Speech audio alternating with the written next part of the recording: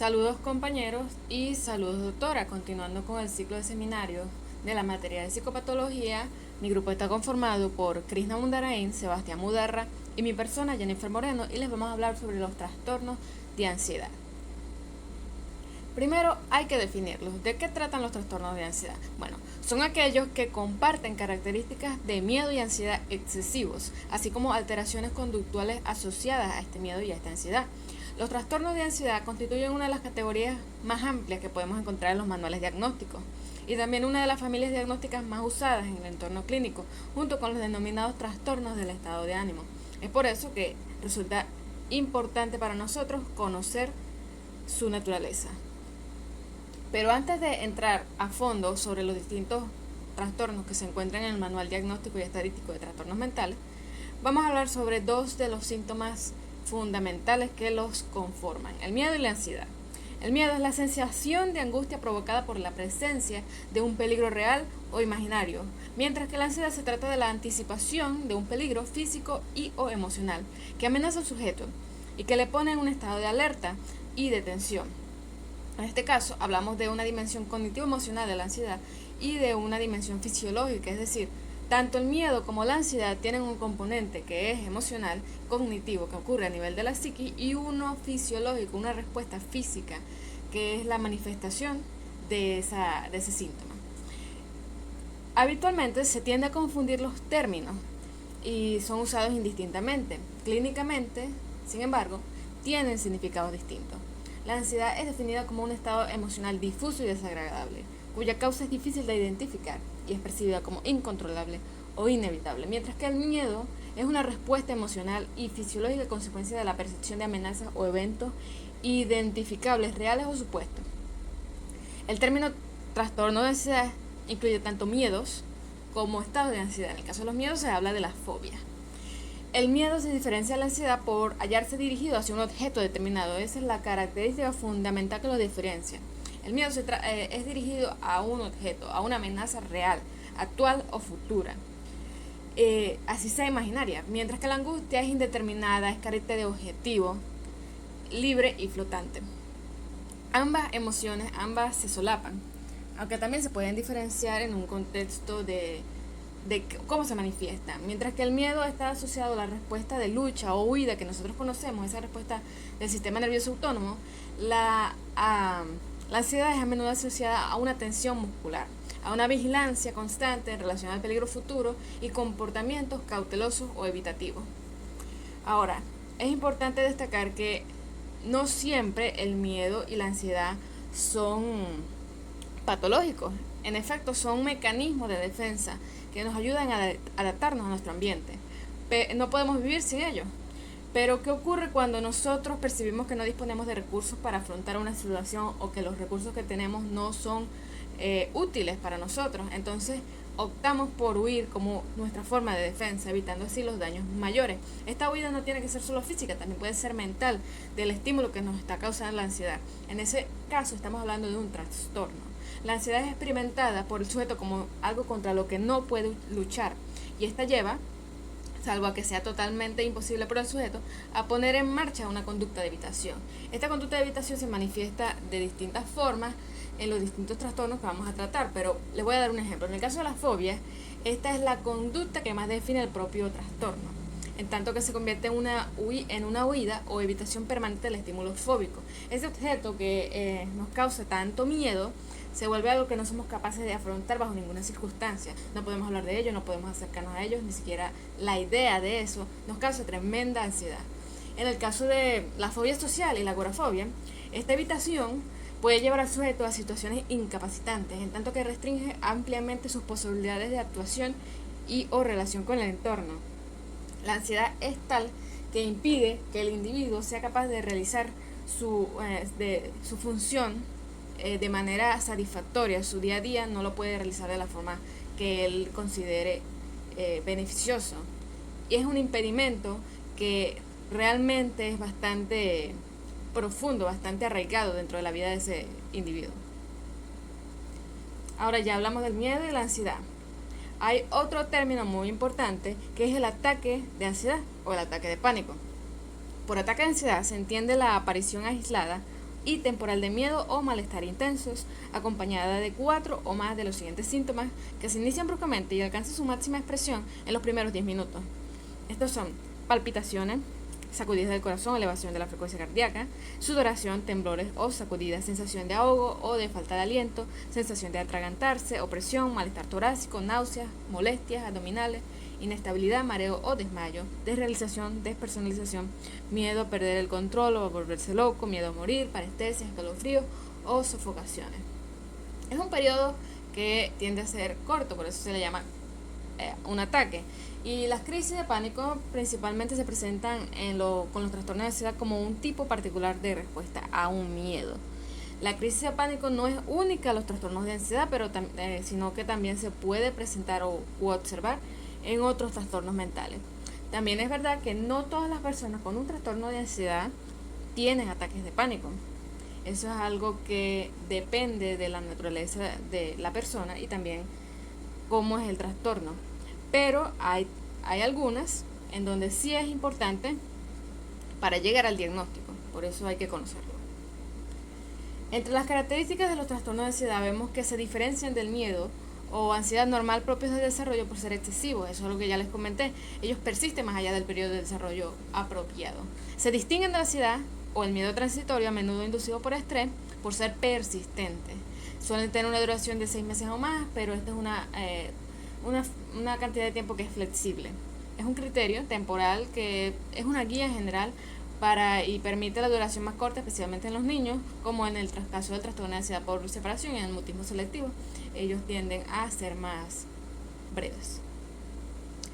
Muchos de los trastornos de ansiedad se desarrollan en la infancia y tienden a persistir si no se tratan. Eso también es verdad, y la mayoría aparece más frecuentemente en mujeres que en varones, aproximadamente en una proporción de 2 a 1. Por cada 2 mujeres con ansiedad hay un hombre con ansiedad. Cada trastorno de ansiedad se diagnostica solo cuando los síntomas no son atribuidos a los efectos fisiológicos de una sustancia o un medicamento u otra afección médica, o no se explica mejor por otro trastorno mental. Este es un criterio que ayuda para el descarte, para el diagnóstico más preciso. Cuando hablamos de prevalencia, vamos a hablar específicamente de Estados Unidos, que los trastornos de ansiedad son la enfermedad mental más común y afecta a 40 millones de adultos de 18 años o más, o 18,1% de la población cada año. Los trastornos de ansiedad son altamente tratables, pero solo el 36,9% de los que padecen reciben el tratamiento.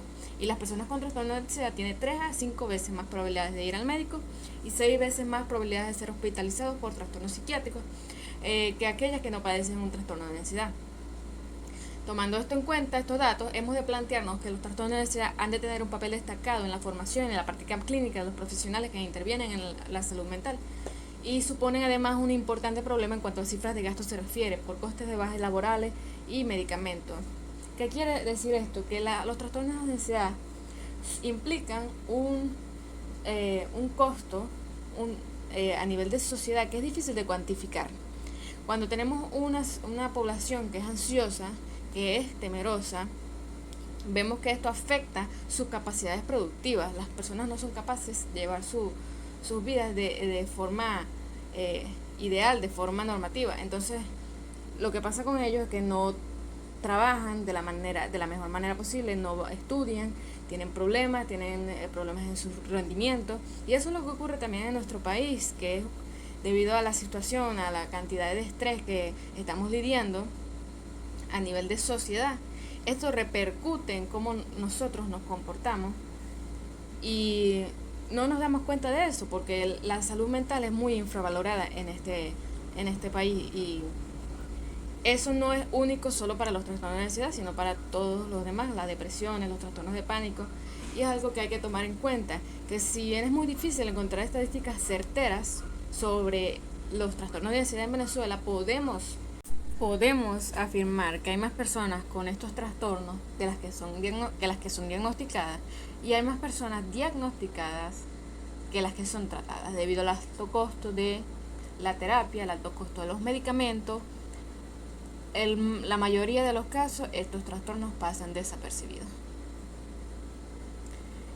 Entre los factores de riesgo para el desarrollo de un trastorno de ansiedad, estos ocurren a partir de un conjunto complejo que incluye la genética, la química cerebral, la personalidad y los acontecimientos de la vida.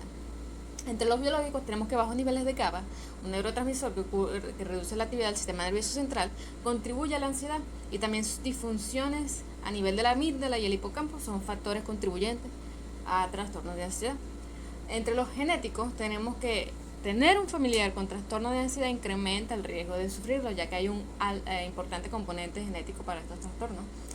Y entre los consumos de sustancias tóxicas, el alcohol, la cafeína, los ansiolíticos, el abuso de sustancias como el alcohol puede inducir estados severos de ansiedad y de depresión que decrecen con la prolongada abstinencia. Incluso cantidades moderadas de alcohol pueden incrementar la ansiedad y depresión en algunos individuos que ya de por sí están predispuestos a sufrirla.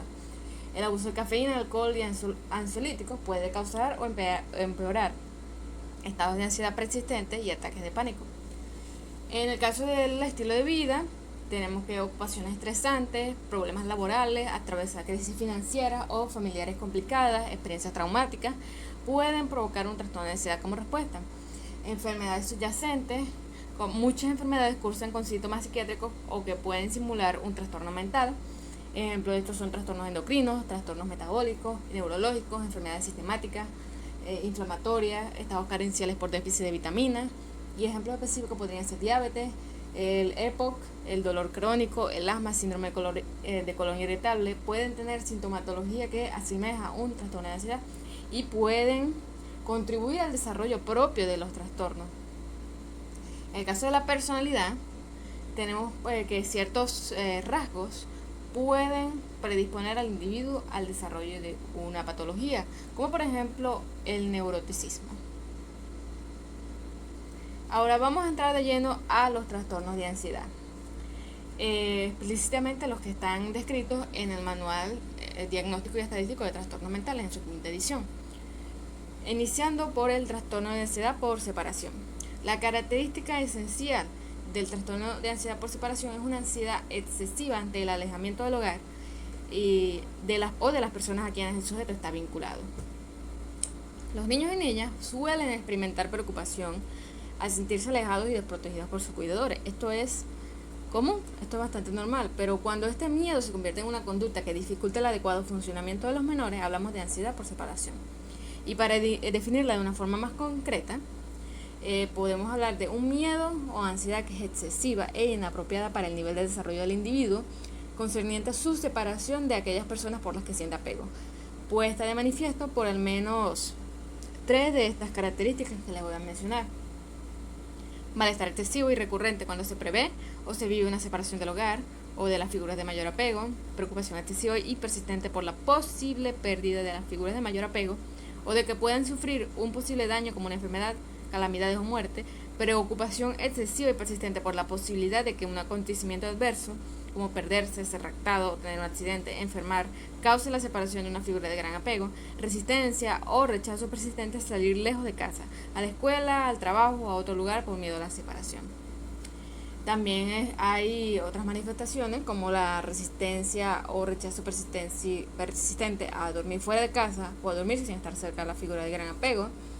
Pesadillas repetidas sobre el tema de la separación y quejas repetidas de síntomas físicos como dolor de cabeza, dolor de estómago, náusea o vómito, cuando se produce o cuando se prevé la separación de las figuras de mayor apego.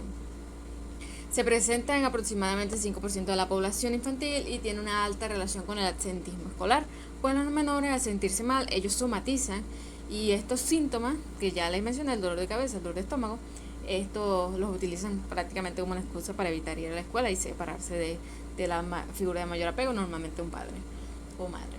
Igualmente, mientras permanecen en clase, muestran menor atención al desarrollo de las actividades académicas, puesto que el miedo les mantiene pendientes a lo que sienten y alejados de los otros estímulos.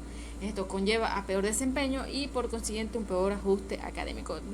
Esto es lo que yo me refería cuando digo que tiene un coste productivo, un coste económico. La persona, los padres, tienen que, en caso de que es tan extremo el trastorno de ansiedad por separación, tienen que verse buscando las maneras, las estrategias para tratarlo.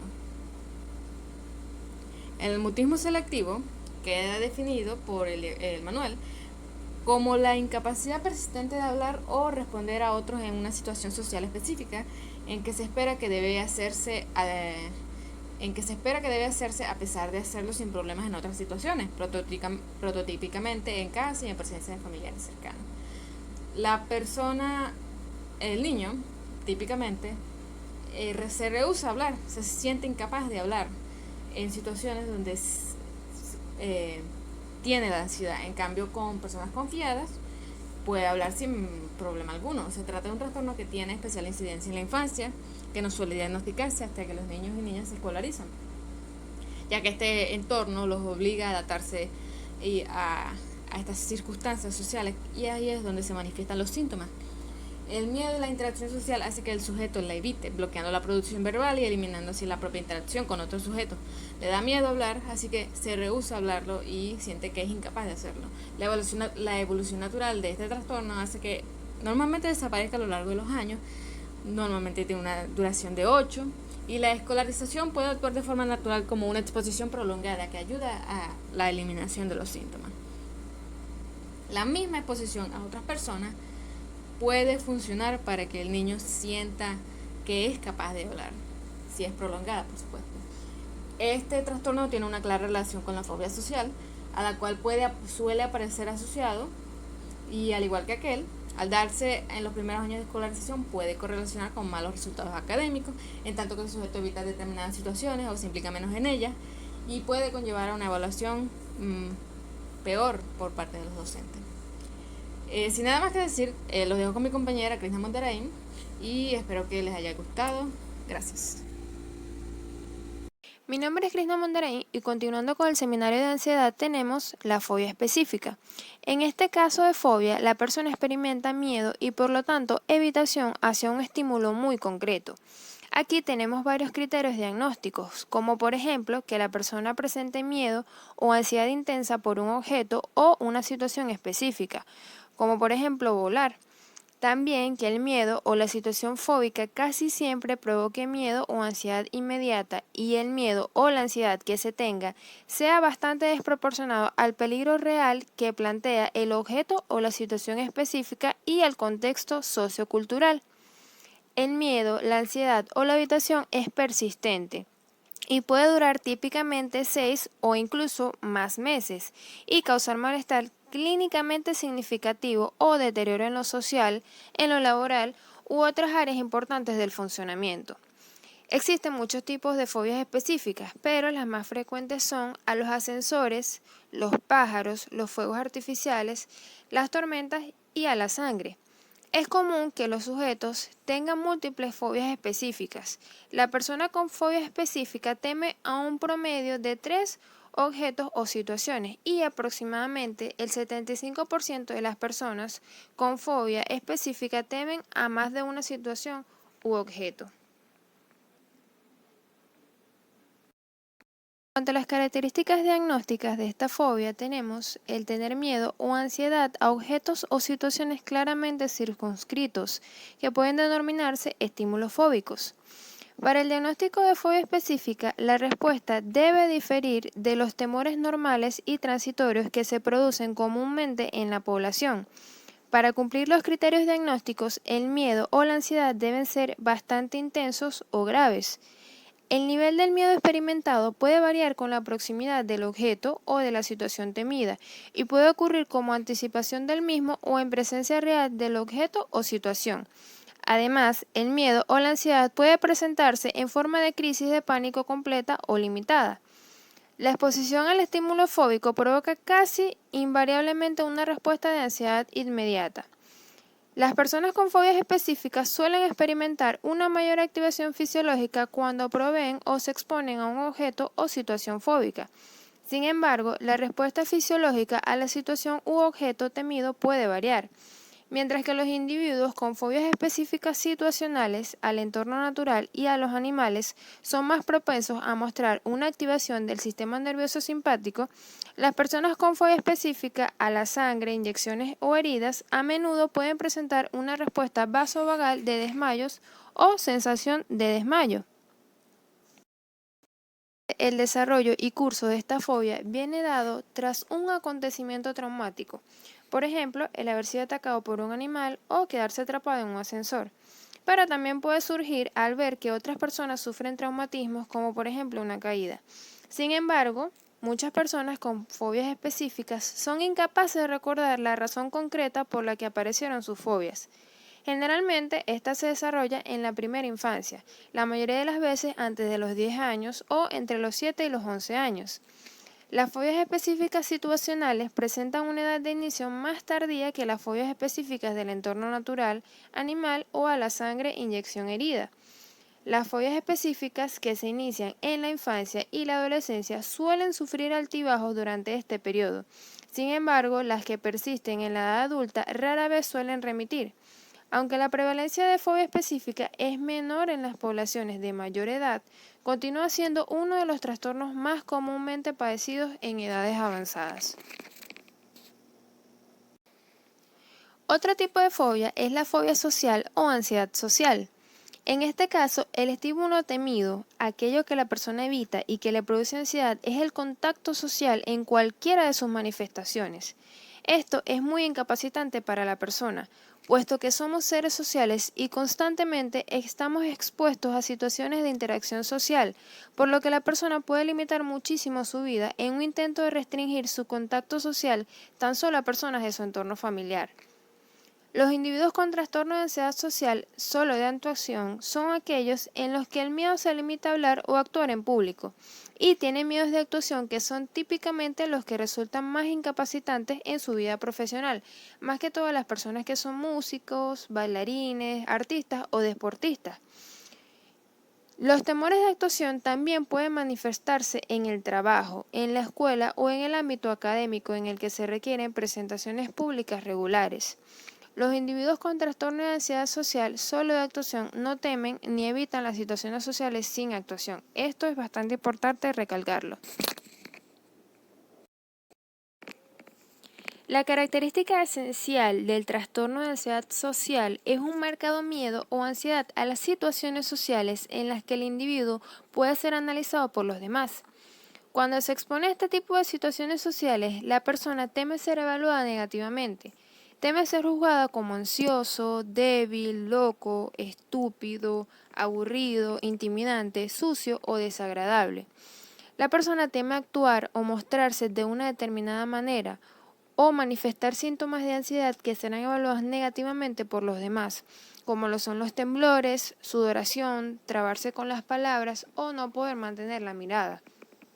Las situaciones sociales casi siempre le provocan miedo o ansiedad. Por lo tanto, un individuo que se pone ansioso solo de vez en cuando en situaciones sociales no será diagnosticado de trastorno de ansiedad social. Sin embargo, el grado y el tipo del miedo y de ansiedad pueden variar en las diferentes ocasiones. Los individuos con trastorno de ansiedad social pueden ser inadecuadamente asertivos o excesivamente sumisos, o con menor frecuencia ejercer un gran control sobre las conversaciones. Ellos pueden mostrar posturas corporales excesivamente rígidas o un contacto ocular inadecuado e incluso hablar con una voz demasiado suave. También pueden ser tímidos o retraídos y pueden ser poco abiertos en las conversaciones o hablar muy poco acerca de sí mismos. Ellos pueden buscar empleos en puestos de trabajo que no requieran entablar contactos sociales, aunque este no sea el caso de los individuos con trastorno de ansiedad social solo de actuación, como ya les había comentado anteriormente. La fobia social tiene una edad de inicio promedio entre los 8 y los 15 años. Esta puede aparecer bruscamente seguido a una experiencia estresante u humillante, o puede surgir de forma lenta e insidiosa. Una primera aparición en la edad adulta es relativamente rara y es más probable que ocurra después de un evento estresante o humillante o después de cambios vitales que requieren nuevos roles sociales, como por ejemplo obtener un ascenso en el trabajo. Bien, ahora tenemos los trastornos de pánico. Estos se refieren a ataques de pánico inesperados y recurrentes. Un ataque de pánico es una oleada repentina de miedo intenso o malestar intenso que alcanza su máxima expresión en cuestión de minutos, y durante este tiempo se producen 4 o más síntomas físicos y cognitivos de una lista de 13 síntomas.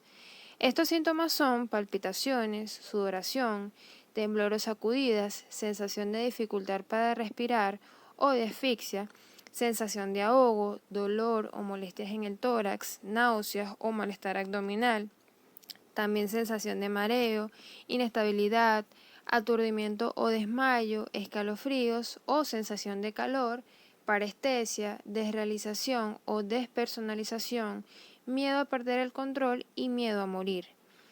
El término recurrente significa literalmente más de una crisis de pánico inesperada. El término inesperado se refiere a un ataque de pánico para el que no hay señal obvia o desencadenante en el momento de la aparición, es decir, el ataque parece ocurrir de la nada, como cuando la persona se relaja, o puede aparecer durante el sueño, que sería un ataque de pánico nocturno. Al menos a uno de los ataques de pánico le ha seguido al mes o más uno o los dos de los siguientes hechos. El primero es tener inquietud o preocupación continua acerca de otros ataques de pánico o de sus consecuencias. Por ejemplo, pérdida del control, tener un ataque al corazón o volverse loco. Y el segundo es un cambio significativo de mala adaptación en el comportamiento relacionado con los ataques. Por ejemplo, comportamientos destinados a evitar los ataques de pánico, como evitación del ejercicio o de las situaciones no familiares. En cuanto a las características diagnósticas, tenemos que las personas, además de preocuparse por los ataques de pánico y las consecuencias que estos puedan traerles, muchas personas con trastornos de pánico refieren sensaciones constantes o intermitentes de ansiedad, que pueden estar más relacionadas en líneas generales con problemas de salud y salud mental. La frecuencia y la gravedad de los ataques de pánico varían ampliamente. En cuanto a la frecuencia, algunos individuos presentan las crisis con una periodicidad moderada, por ejemplo, una vez a la semana, pero de forma regular desde unos meses antes hasta el momento actual. Otras personas pueden describir breves salvas de crisis más frecuentes, por ejemplo, cada día, separadas por semanas o meses sin padecer un solo ataque, o bien los pueden presentar con una frecuencia considerablemente menor, por ejemplo, tener 2 ataques cada mes durante un periodo de varios años. En cuanto a la gravedad, las personas con trastornos de pánico pueden tener ataques completos, que son presentar 4 o más síntomas, o limitados, que son menos de 4 síntomas. Y el número y el tipo de los síntomas con frecuencia difieren entre un ataque de pánico y el siguiente. Sin embargo, va a ser necesaria más de una crisis inesperada con síntomas completos para el diagnóstico del trastorno de pánico. La edad media de inicio de los síntomas del trastorno de pánico en los Estados Unidos es de 20 a 24 años. Un pequeño número de casos puede comenzar en la infancia y la aparición después de los 45 años es poco común, aunque sí puede ocurrir. El curso normal, si el trastorno no se trata, es crónico, pero puede tener sus oscilaciones. Algunos individuos pueden tener brotes episódicos con años de remisión entre ellos y otros pueden tener una sintomatología intensa y continua. Solamente una minoría de los individuos alcanza una remisión completa durante algunos años sin ninguna recaída posterior. Entre los factores de riesgo tenemos los temperamentales, los ambientales y los genéticos y fisiológicos. En los temperamentales tenemos que la afectividad negativa y la sensibilidad a la ansiedad son factores de riesgo para la aparición de ataques de pánico. Aunque la ansiedad por separación en la infancia, sobre todo cuando es grave, puede preceder al desarrollo posterior de un trastorno de pánico, no siempre es un factor de riesgo. En los ambientales tenemos que la historia de experiencias infantiles de abusos sexuales y malos tratos físicos es más frecuente en el trastorno de pánico que en algunos otros trastornos de ansiedad. También tenemos que fumar es un factor de riesgo para los ataques de pánico y el trastorno de pánico. La mayoría de las personas refiere factores de estrés identificables en meses previos a su primer ataque de pánico. En los genéticos y fisiológicos tenemos que hay un aumento del riesgo para el trastorno de pánico entre los hijos de los padres con ansiedad, que tengan depresión y trastornos bipolares. Algunas dificultades respiratorias, como el asma, se asocian con el trastorno de pánico en cuanto a antecedentes personales, familiares y de comorbilidad. También tenemos a la agorafobia. La agorafobia es un diagnóstico indicado cuando un sujeto experimenta ansiedad al encontrarse en lugares o situaciones donde escapar puede resultar difícil o embarazoso, o donde, en el caso de aparecer un ataque de ansiedad inesperado o más o menos relacionado con una situación, pueda no disponer de ayuda. Aquí la persona se siente a salvo en entornos muy familiares y acompañado de personas de gran confianza. La característica esencial de la agorafobia es un marcado o intenso miedo provocados por la exposición real o anticipatoria a una amplia gama de situaciones.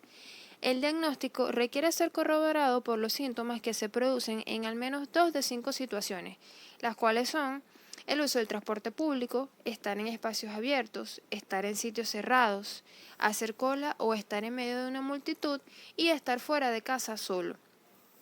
Al experimentar el miedo y la ansiedad desencadenados por tales situaciones, los individuos suelen experimentar pensamientos de que algo terrible podría sucederles. La cantidad de miedo experimentado puede variar con la proximidad de la situación temida y puede ocurrir en anticipación o en presencia de la situación agorafóbica.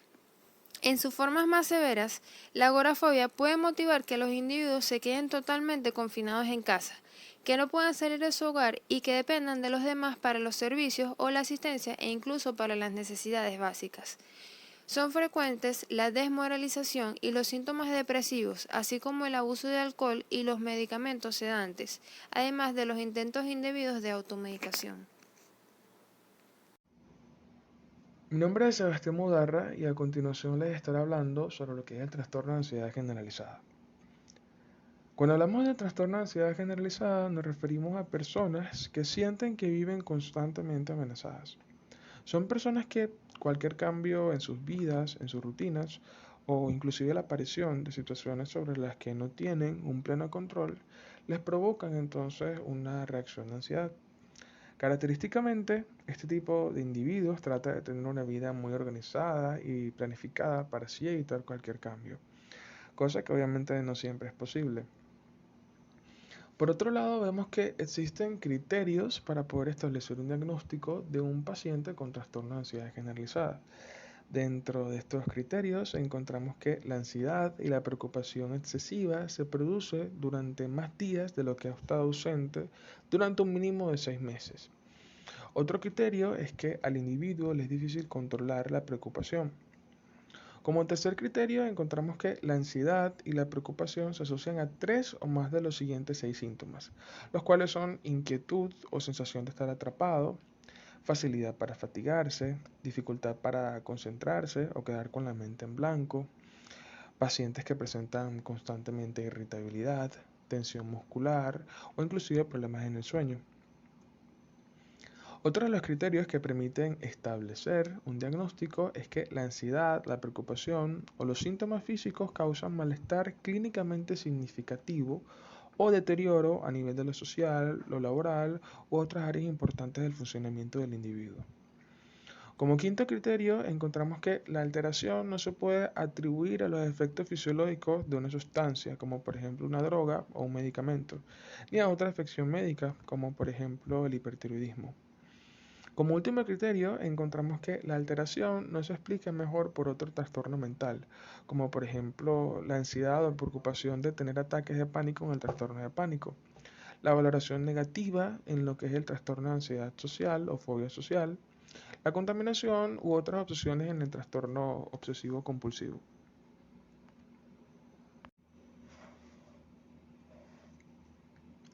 Existen características diagnósticas del trastorno de ansiedad generalizada. Vemos que la característica esencial de este trastorno es una ansiedad y una preocupación excesiva, lo cual también es conocido como una anticipación aprensiva acerca de una serie de acontecimientos o de actividades. A su vez, vemos que la intensidad, la duración o la frecuencia de la ansiedad y la preocupación es completamente desproporcionada a la probabilidad del impacto real del suceso anticipado.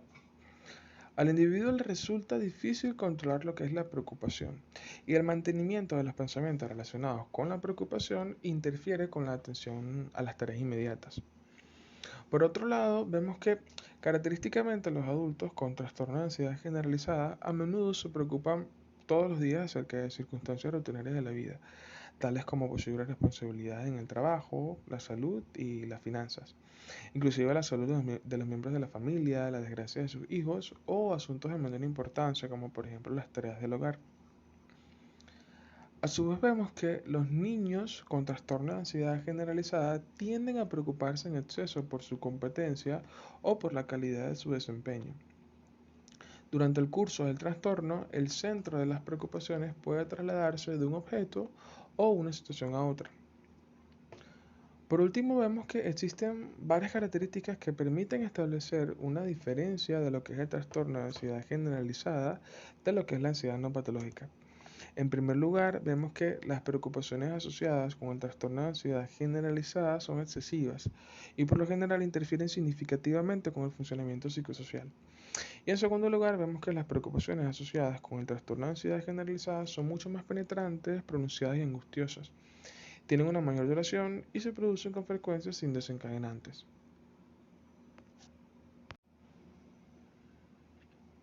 Existen características que apoyan el diagnóstico del trastorno de ansiedad generalizada. Vemos que asociadas a la tensión muscular pueden aparecer temblores, contracciones nerviosas, inestabilidad y molestias musculares o dolor.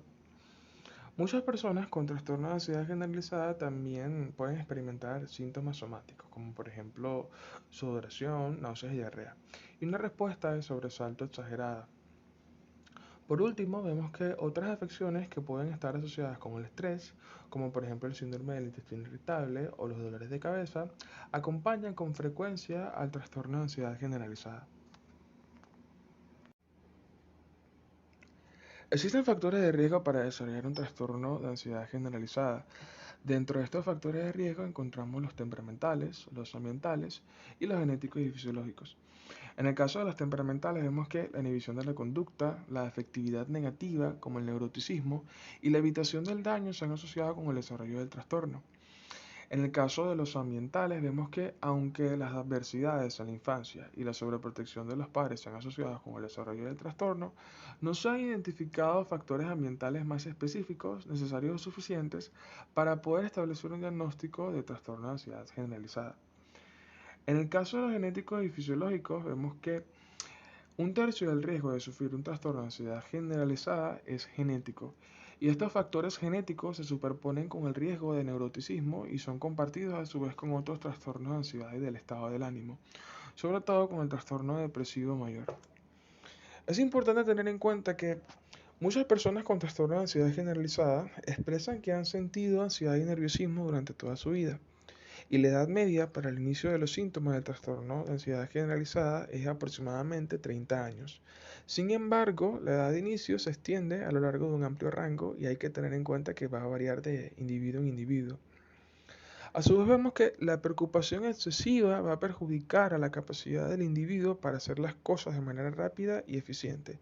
Ya sea en casa o en el trabajo o en cualquier lugar que se encuentre, la preocupación va a consumir el tiempo y la energía del individuo.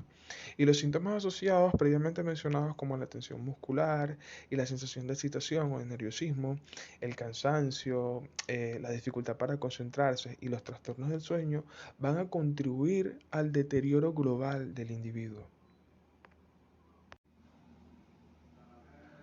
Pasamos a hablar ahora de lo que es el trastorno de ansiedad inducido por fármacos o medicamentos.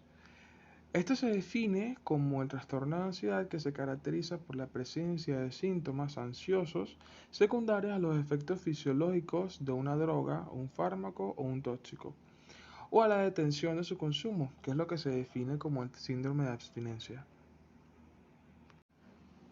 Para el diagnóstico de un trastorno de ansiedad inducido por fármacos o medicamentos, vemos que existen diversos criterios diagnósticos que permiten establecer, valga la redundancia, un diagnóstico.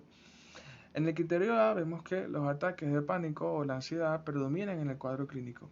En el criterio B vemos que existen pruebas a partir de la historia clínica, la exploración física o los análisis de laboratorio, en los cuales los síntomas del criterio A desarrollados durante o poco después de la intoxicación o abstinencia de una sustancia o después de una exposición a un medicamento. O puede ser que la sustancia o medicamento implicado pueda producir los síntomas del criterio A. Como criterio C, vemos que el trastorno se explica mejor por un trastorno de ansiedad no inducido por sustancias o medicamentos. En el criterio D, vemos que el trastorno no se produce exclusivamente durante el curso de un delirium. En el criterio E, vemos que los síntomas causan malestar clínicamente significativo o deterioro en lo social, laboral u otras áreas importantes del funcionamiento.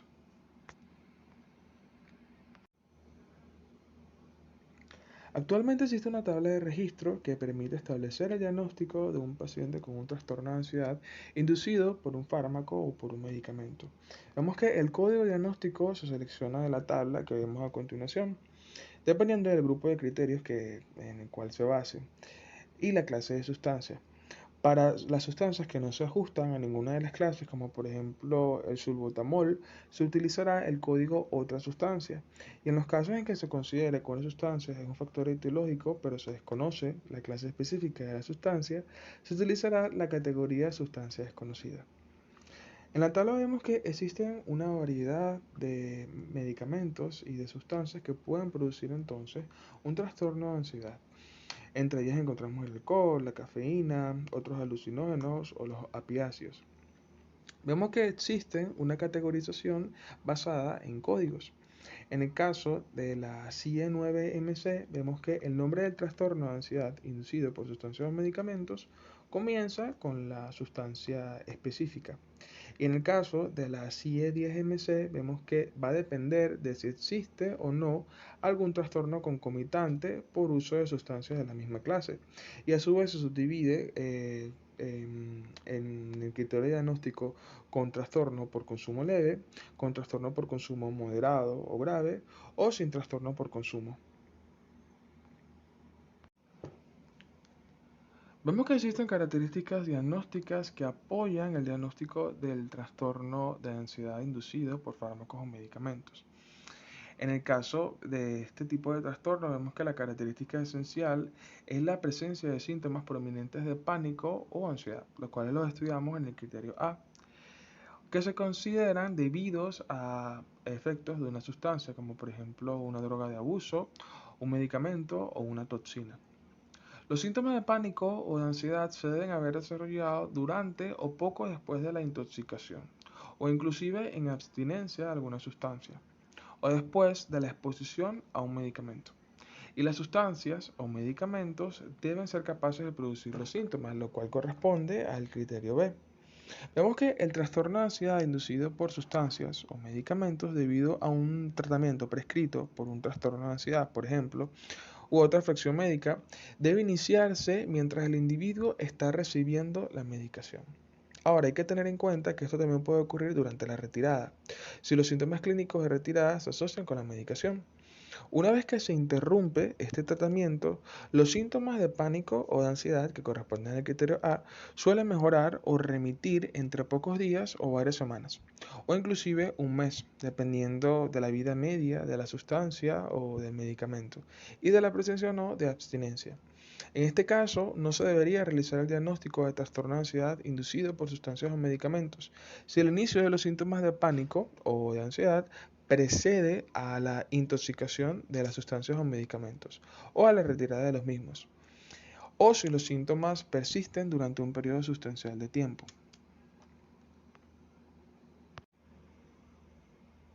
Como ya lo mencioné anteriormente, es importante tener en cuenta que existen criterios que permiten apoyar el diagnóstico.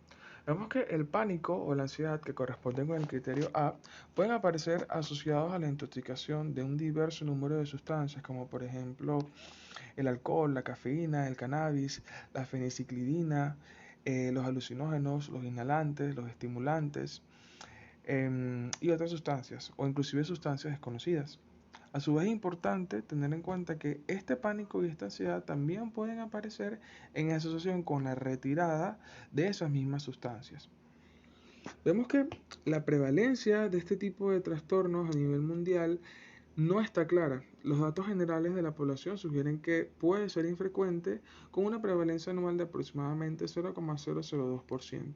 Sin embargo, en las poblaciones clínicas la prevalencia es probablemente mucho mayor. Es importante tener en cuenta, en el caso del trastorno de ansiedad inducido por fármacos y medicamentos, los marcadores diagnósticos, como los análisis de laboratorio, como por ejemplo los de toxicología en la orina, que pueden ser útiles para medir la intoxicación por sustancias como parte de una evaluación del trastorno de ansiedad inducido por sustancias o medicamentos. Pasamos a hablar ahora de lo que es otro trastorno de ansiedad especificado. Vemos que esta categoría se aplica a las presentaciones en las que predominan los síntomas característicos de un trastorno de ansiedad, que pueden causar entonces malestar clínicamente significativo o deterioro en lo que es lo social o laboral u otras áreas importantes del funcionamiento del individuo. Pero hay que tener en cuenta que, a pesar de esto, no cumplen todos los criterios de ninguno de los trastornos de la categoría diagnóstica de lo que son los trastornos de ansiedad. Vemos que este tipo de categoría se utiliza en situaciones en las que el médico opta por comunicar el motivo específico por el que la presentación no cumple los criterios de un trastorno de ansiedad específico, como por ejemplo, otro trastorno de ansiedad especificado seguido del motivo específico. Un paciente que presente una ansiedad generalizada que está ausente más días de los que está presente, sabiendo que la ansiedad generalizada va a estar presente durante más días de los que está ausente por un periodo de 6 meses. Dentro de los ejemplos que podemos encontrar de otro trastorno de ansiedad especificado, encontramos los ataques sintomáticos ilimitados, la ansiedad generalizada, que no se produce en mayor número de días que en los que no está presente. También encontramos el Chial-CAP, que son los ataques del viento y los ataques de nervios.